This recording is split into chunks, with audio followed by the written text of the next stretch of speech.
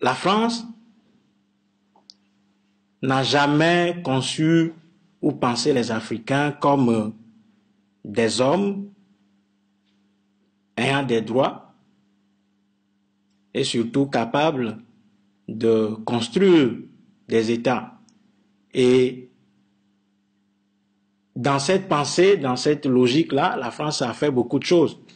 Mon prédécesseur vient de donner un aperçu de tout ceci. Et le fait même que le fils de Yadema soit arrivé au pouvoir dans les conditions qu'on connaît, signifiait clairement qu'il n'était pas venu pour partir de sitôt. On ne fait pas 500 morts selon l'ONU, et 5 ans après, on remet le pouvoir parce que, bon, voilà, je ne sais pas au nom de quel bon sentiment, il devait le faire. Et au Portugal, lors du sommet ACP-Union européenne, Sarkozy avait reçu Faure Gnassingbé et il avait posé la question concernant le port autonome de Lomé, parce qu'il faut savoir que ce port autonome de Lomé était du vivant de son père concédé à Dupuy-Doby de la société Progrossa qui gérait le port. Et donc, après que, effectivement, Faure Gnassingbé a succédé à son père, Bolloré voulait revenir au port autonome de Lomé. Donc, bon, par l'entremise de Sarkozy, effectivement, Bolloré était revenu après une rocambolesque épisode d'éjection. Donc, à partir de ce moment, les jeux étaient déjà faits. Bon, malheureusement, les gars des Africains, et il en est de même pour toutes les oppositions africaines qui continuent pas à croire que par la voie électorale, on arrivera à bouger les dictateurs africains de leur siège. Parce qu'en réalité, le problème fondamental de l'Afrique, il faut savoir que nous ne sommes pas dans les cadres étatiques. Il n'y a pas d'État en Afrique. Et ce sont les États qui organisent les élections. Parce que c'est l'État qui est l'outil qui dispose des capacités et qui, objectivement, doit être préoccupé par les intérêts généraux et l'organisation de la société. C'est cet État-là qui organise les élections. Et cet État est au service de l'intérêt général.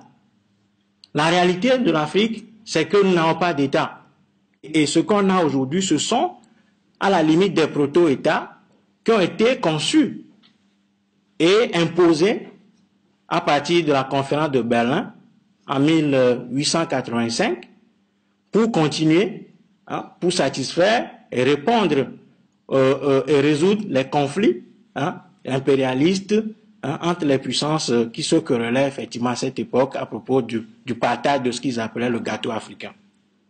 Donc, comme il n'y a pas d'État, c'est même une aberration que de demander aux dictatures africaines d'organiser des élections.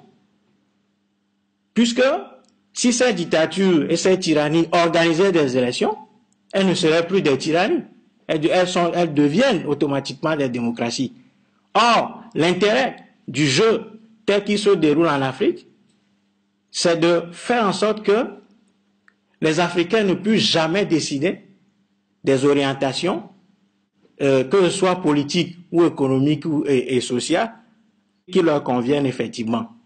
Donc, le pouvoir togolais, le pouvoir de Faure Gnassingbé, avait, après son arrivée ensanglantée, demandé ce qu'ils appellent un dialogue. C'est-à-dire que c'est le même schéma. On organise des élections fraudées ou frauduleuses, on réprime la contestation, et après la répression de la contestation, on tend la main, cette main sanglante, et on la tend à l'opposition en l'invitant autour de ce qu'ils appellent une table de discussion, et après on aboutit à quoi? À la formation d'un gouvernement dit d'union nationale, ce qui en réalité est une fabrication pour dissoudre la contestation démocratique dans une coalition totalement insipide et tout à fait informe. Alors, qui était chargé de conduire ce dialogue, c'est Blaise Compaoré. Alors que ce monsieur, vous savez très bien, est l'assassin impuni de Thomas Sankara. Et nous-mêmes, nous étions au Burkina Faso en novembre 2005, lors de la présidentielle de 2005.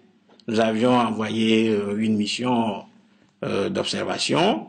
Nous-mêmes, nous étions sur le terrain au Burkina Faso. Nous avions vu Faure Gnassingbé a apporté son aide à Blaise Compaoré en lui fournissant 2 hélicoptères plus de l'argent. Mais bon, l'opposition togolaise n'avait pas tenu compte de ça et effectivement avait accepté aller à la table des négociations avec ce pouvoir.